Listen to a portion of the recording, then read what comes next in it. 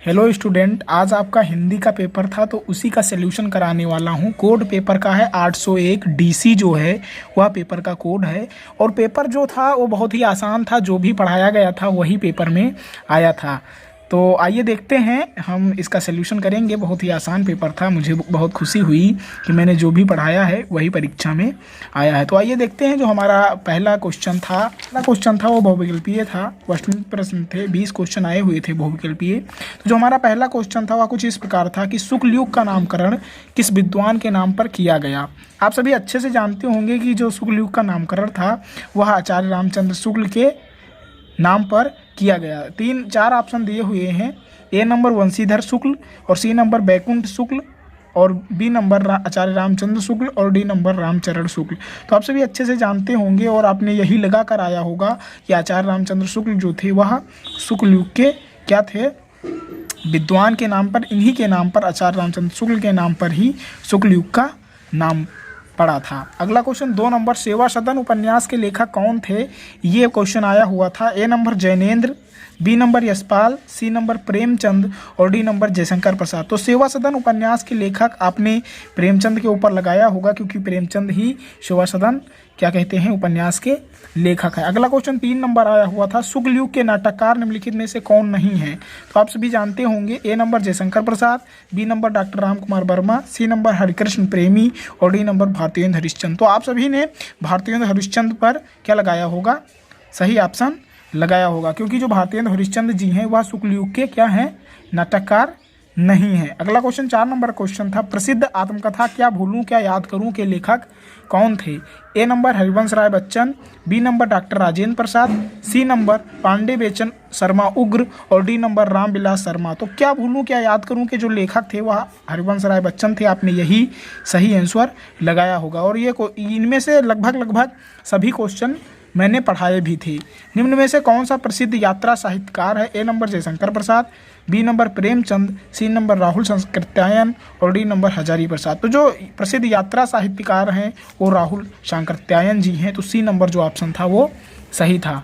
अगला question 6 number है, रीतकाल के वीर रस के प्रसिद्ध कवि हैं। ए देव, बी घनानंद, सी भूषण, और डी बिहारी। तो जो भूषण थे वो वीर रस के प्रसिद्ध कवि थे। रीतकाल के कौन थे, रीतकाल के जो प्रसिद्ध वीर रस के कवि थे वो भूषण थे। रामचंद्रिका के रचनाकार कौन थे, आपने सही आंसर लगाया होगा। इनमें से सभी क्वेश्चन मैंने कराए थे। A number Bihari, B number Keshavdas, C number Bhushan, और डी नंबर मतिराम। तो रामचंद्रिका के जो रचनाकार थे वो केशवदास थे। आपने यही सही आंसर बी नंबर लगाया होगा। आगे देखते हैं जो 8 नंबर क्वेश्चन है वो किस प्रकार था। 8 नंबर क्वेश्चन था, प्रिय प्रवास किसकी रचना है। A number Jaishankar Prasad, B number Shridhar Pathak, C number Siya Ram Sharan Gupt, और डी नंबर अयोध्या सिंह हरिओध उपाध्याय। तो प्रिय प्रवास अयोध्या सिंह उपाध्याय हरिओध की रचना थी। तो डी नंबर ऑप्शन आपने सही लगाया होगा। 9 नंबर क्वेश्चन देखते हैं, राम की शक्ति पूजा के रचनाकार कौन थे। A number Suryakant Tripathi Nirala, B number Mahadevi Verma, और सी नंबर रामधारी सिंह दिनकर, और डी नंबर सुमित्रा नंदन पंत। राम की शक्ति पूजा के रचनाकार जो थे वो सूर्यकांत त्रिपाठी निराला थे। ए नंबर जो ऑप्शन था वह सही था। 10 नंबर क्वेश्चन है, निम्नलिखित ने कौन प्रगतिवादी युग का कवि नहीं था। A number Nagarjun, B number Trilochan, और सी नंबर केदारनाथ अग्रवाल, और डी नंबर भारतेंद्र हरिश्चंद्र। तो प्रगतिवादी युग का जो कवि नहीं था वह भारतेंद्र हरिश्चंद्र थे। भारतेंद्र हरिश्चंद्र जी जो हैं वह प्रगतिवादी युग के कवि नहीं है। 11 नंबर क्वेश्चन आपने लगाया होगा आंसर। ए नंबर शोक, हास रस का स्थायी भाव है। ए नंबर शोक, बी नंबर हास, सी नंबर रति, और डी नंबर उत्साह। तो हास रस का जो स्थायी भाव है वह हास है। तो बी नंबर ऑप्शन आपने सही लगाया होगा। अगला क्वेश्चन 12 नंबर है, मनहु मानो जनु जानो आदिवाचक शब्द किस अलंकार में प्रयुक्त होते हैं। ए नंबर उत्प्रेक्षा, बी नंबर रूपक, सी नंबर उपमा, और डी नंबर यमक। तो मनहु जानो जनु जानो आदि ये सब जो है वह उत्प्रेक्षा अलंकार में क्या होते हैं, प्रयुक्त होते हैं। और 13 नंबर क्वेश्चन बहुत ही इंपॉर्टेंट आया हुआ था, लिखकर लोहित लेख डूब गया दिनमणि आहा, व्योम सिंधु सखदेख तारक बुदबुद दे रहा। इन पंक्तियों में छंद आपको बताना था। ए नंबर रोला था, बी नंबर दोहा था, और सी नंबर बरवे था, और डी नंबर सोठ था। ये भी क्वेश्चन कराया था मैंने। जो सोठा है वह इस पंक्तियों में छंद है। अगला क्वेश्चन देखते हैं। अगला क्वेश्चन 14 नंबर था, उपसर्ग से बना नहीं है। क्या है? जो उपसर्ग है उससे कौन सा शब्द नहीं बना है? ए नंबर उपदेश, बी नंबर ऊपर, सी नंबर उपनाम और डी नंबर उपवन। तो ऊपर जो है, जो बी नंबर ऑप्शन है वह उपसर्ग से नहीं बना है। 15 नंबर क्वेश्चन देखते हैं। दैनिक शब्द में किस प्रत्यय का प्रयोग हुआ है? ए नंबर इक, बी नंबर दिन, सी नंबर निक और इनमें से सभी। तो आप सभी जानते होंगे दैनिक शब्द में किस प्रत्यय का प्रयोग हुआ था? इक शब्द का। ए नंबर जो ऑप्शन है वह सही होगा। अगला क्वेश्चन हम देखते हैं 16 नंबर। त्रिवेणी में कौन सा समास था? ए नंबर द्वंद्व, बी नंबर कर्मधारय, सी नंबर द्विगु और डी नंबर अव्ययी भाव। तो त्रिवेणी में द्विगु समास था। कौन सा समास था? द्विगु समास था। सी नंबर जो ऑप्शन है वह सही होगा। 17 नंबर क्वेश्चन में आपने क्या लगाया है? कमेंट में जरूर बताएं। निम्नलिखित में गंगा का पर्यायवाची नहीं है। A number Bhagirathi, B number Kalindi और डी नंबर सुरसरिता और डी नंबर देवनदी। तो जो कालिंदी है वह यमुना की पर्यायवाची है, गंगा की नहीं है। तो जो बी नंबर ऑप्शन था वह सही था। 18 नंबर क्वेश्चन है। इत्यादि का सही संधि विच्छेद क्या था? ए नंबर इति धन आद, बी नंबर इत धन यदि, सी नंबर इत्य धन आदि, डी नंबर इनमें से कोई नहीं। तो इत्यादि का सही संधि विच्छेद इति धन आदि था। तो ए नंबर ऑप्शन आपने सही लगाया होगा।